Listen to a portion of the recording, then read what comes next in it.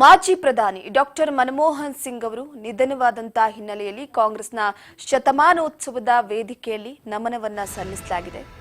ನೆಚ್ಚಿನ ನಾಯಕನಿಗೆ ನುಡಿ ನಮನ ಹಾಗೆ ಪುಷ್ಪ ನಮನವನ್ನ ಸಲ್ಲಿಸಲಾಗಿದೆ.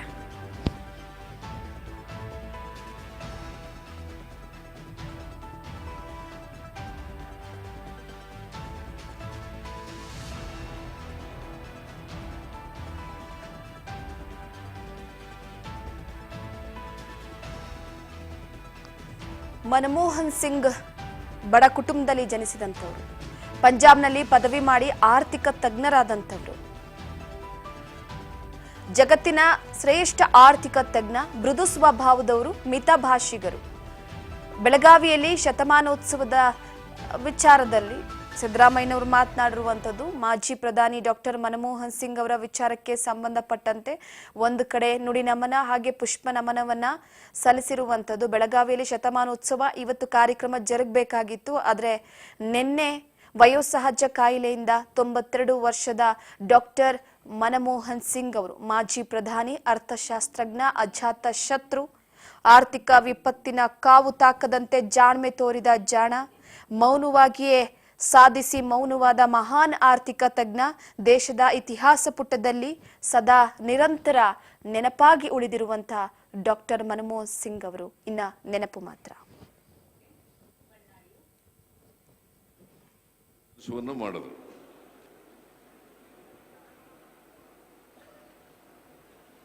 Right to education, right to food, right to work, right to information, ಇವೆಲ್ಲ ಮಾಡಿದ್ದು ಅವರೇನೆ. ನಾವು ಡೈರೆಕ್ಟಿವ್ ಪ್ರಿನ್ಸಿಪಲ್ಸ್ ನಲ್ಲಿ ಹೇಳ್ಕೊಂಡಿದ್ದೀವಿ ಸಂವಿಧಾನದಲ್ಲಿ. ಅವುಗಳನ್ನ ಅಕ್ಷರಶಃ ಜಾರಿ ಮಾಡಿ ಜನರಿಗೆ ತಲುಪಿಸ್ತಕ್ಕಂಥ ಕೆಲಸವನ್ನು ಮಾಡಿದ್ರು. ಫುಡ್ ಸೆಕ್ಯೂರಿಟಿ ಆಕ್ಟ್ ಮಾಡಿದ್ದು, ನರೇಗಾ ಮಾಡಿದ್ದು, ಆಮೇಲೆ ರೈಟ್ ಟು ಎಜುಕೇಶನ್ ಮಾಡಿದ್ದು, ರೈಟ್ ಟು ಇನ್ಫಾರ್ಮೇಶನ್ ಮಾಡಿದ್ದು. ಅಲ್ಲಿವರೆಗೆ ಇವೆಲ್ಲವೂ ಕೂಡ ಫಂಡಮೆಂಟಲ್ ರೈಟ್ಗಳಾಗಿರಲಿಲ್ಲ. ಇವನ್ನ ಮೂಲಭೂತ ಹಕ್ಕುಗಳನ್ನಾಗಿ ಮಾಡಿ ಬಡವರಿಗೆ, ನಿರುದ್ಯೋಗಿಗಳಿಗೆ,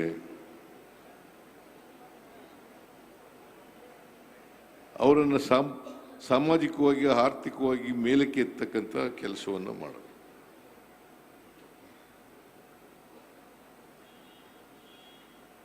ಒಬ್ಬ ಸುಸಂಸ್ಕೃತ,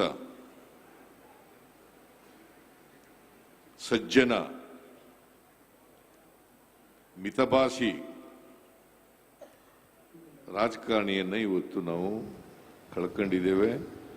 ಇದು ಬರೀ ದೇಶಕ್ಕೆ ಆದಂಥ ನಷ್ಟ ಅಲ್ಲ, ಇಡೀ ಜಗತ್ತಿಗೆ ಆದಂಥ ನಷ್ಟ, ಆರ್ಥಿಕ ಕ್ಷೇತ್ರಕ್ಕೆ ಆದಂಥ ನಷ್ಟ ಅಂತೇಳಿ ನಾನು ಹೇಳಲಿಕ್ಕೆ ಬಯಸ್ತಾ ಇದ್ದೆ.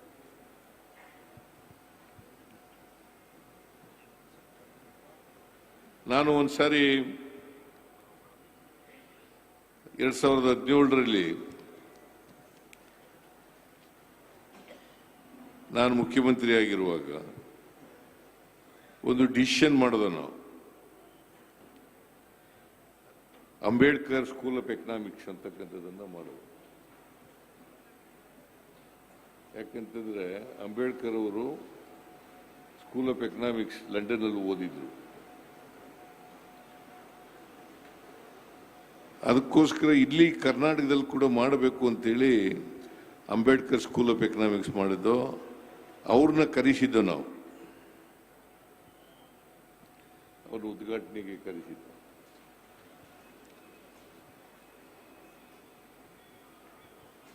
ಅದೊಂದು ಪ್ರತಿಷ್ಠಿತ ಸಂಸ್ಥೆ ಕರ್ನಾಟಕದಲ್ಲಿ ನಾವು ಮಾಡಿರ್ತಕ್ಕಂಥದ್ದು.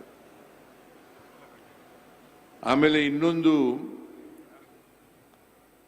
ಕರ್ನಾಟಕದ ಆರ್ಥಿಕತೆ ಬಗ್ಗೆ ಇನ್ನೊಂದು ಸಭೆ ಕರೆಸಿದ್ದು.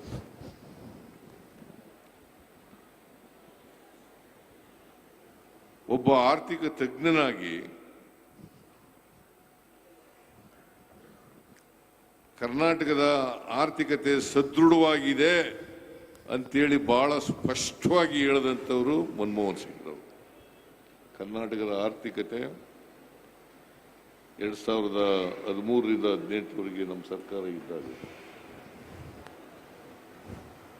ಕರ್ನಾಟಕದ ಆರ್ಥಿಕತೆ ಬಹಳ ಸದೃಢವಾಗಿದೆ.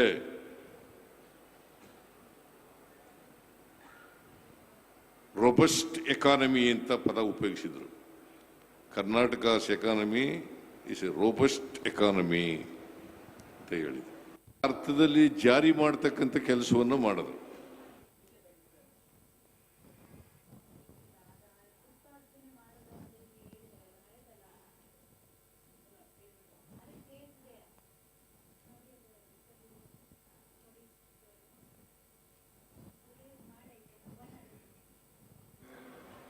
ಪುಷ್ಪಗುಚ್ಛ ಆಚರಣೆ.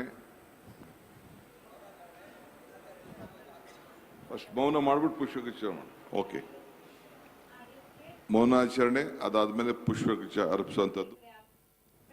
ಎಸ್ ನೋಡಿ, ಒಂದು ಕಡೆ ನಮ್ಮ ಭಾರತ ದೇಶದ ಆರ್ಥಿಕತೆಯ ವಿಚಾರವಾಗಿ ಭದ್ರ ಬುನಾದಿ ಹಾಕಿದಂಥ ನಾಯಕ ಡಾಕ್ಟರ್ ಮನಮೋಹನ್ ಸಿಂಗ್ ಅವರ ಬಗ್ಗೆ ಹೇಳಬೇಕು ಅಂದ್ರೆ ಎರಡ ಮಾತುಗಳು.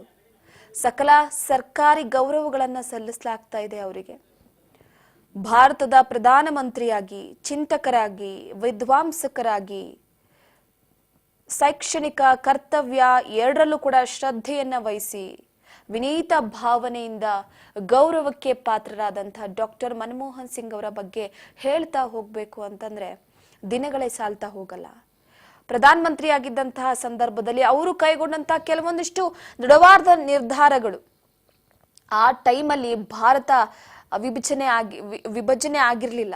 ಸೊ ಆ ಸಂದರ್ಭದಲ್ಲಿ ಅವ್ರು ತೆಗೆದುಕೊಂಡಂತ ಆರ್ಥಿಕ ಆ ನೀತಿ ಇದೆಯಲ್ಲ, ಸೊ ಆ ವಿಚಾರವಾಗಿ ಈಗಲೂ ಕೂಡ ಭಾರತ ದೇಶದಲ್ಲಿ ಭದ್ರ ಬುನಾದಿ ವಿಚಾರವಾಗಿ ನೆನೆಸ್ಕೊಳ್ತಾ ಇರ್ತೀವಿ. 1932ರಲ್ಲಿ ಸೆಪ್ಟೆಂಬರ್ ರಂದು ಭಾರತದ ಪಂಜಾಬ್ ಪ್ರಾಂತ್ಯದಲ್ಲಿ ಜನಿಸ್ತಾರೆ. ಅವಿಭಜಿತ ಭಾರತ ಆಗ ಇದ್ದಿದ್ದಂಥದ್ದು. ಸೊ ಎಲ್ಲೋ ಒಂದು ಕಡೆ ಬಹಳ ಬುದ್ಧಿವಂತರಾಗಿರ್ತಾರೆ ಆ ಸಂದರ್ಭದಲ್ಲೇ. ಪ್ರತಿಯೊಂದು ತರಗತಿಯಲ್ಲೂ ಕೂಡ ಫಸ್ಟ್ ರ್ಯಾಂಕ್ ಮನಮೋಹನ್ ಸಿಂಗ್ ಅವರು. ಮೆಟ್ರಿಕ್ಯುಲೇಷನ್ ಪರೀಕ್ಷೆಯಲ್ಲೂ ಕೂಡ ಪಂಜಾಬ್ನಲ್ಲೇ ಮುಗಿಸ್ತಾರೆ. ಅದಾದ ಮೇಲೆ ಅವರ ಶೈಕ್ಷಣಿಕ ಸಾಧನೆ ಎಲ್ಲವೂ ಕೂಡ ಪಂಜಾಬ್ನಿಂದ ಇಂಗ್ಲೆಂಡ್ನ ಕೇಂಬ್ರಿಡ್ಜ್ ವಿಶ್ವವಿದ್ಯಾಲಯಕ್ಕೆ ಕರೆದುಕೊಂಡು ಹೋಗುತ್ತೆ. ಅಲ್ಲಿ ಪ್ರಥಮ ದರ್ಜೆ ಪಾಸ್ ಮಾಡ್ತಾರೆ. ಅರ್ಥಶಾಸ್ತ್ರದಲ್ಲಿ ಅನರ್ಸ್ ಪದವಿಯನ್ನ ಪಡಿತಾರೆ.